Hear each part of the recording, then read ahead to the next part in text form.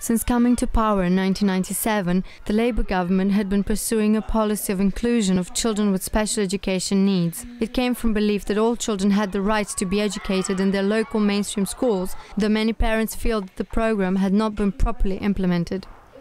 Whilst they've talked about inclusion, they haven't actually followed it through, so it's been primarily about integration and not inclusion. Unfortunately, it was rushed ahead without proper planning, proper resourcing, and most importantly of all, without full teacher training. The first teachers with more detailed training in special educational needs won't come through the system until 2011.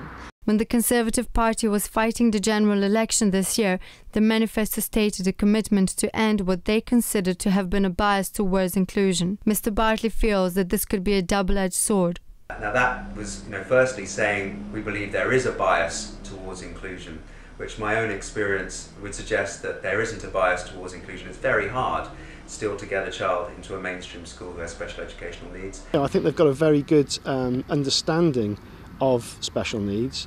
I know that David Cameron visited one of our schools. I know that his cabinet share his view about how special needs should be given more of an emphasis. Tara Flood, director of a national campaigning organisation, Alliance for Inclusive Education, which is led by disabled people, finds the new government's position on inclusion to be regressive and a threat to what was already hard to achieve. The vast majority of disabled children and children with SEN labels are in mainstream schools. We know that. What we cannot do is start to reverse that trend. You start to reverse that trend, you're going to take the education of disabled children and children with SEN back anything up to 40 years. We cannot afford to go backwards.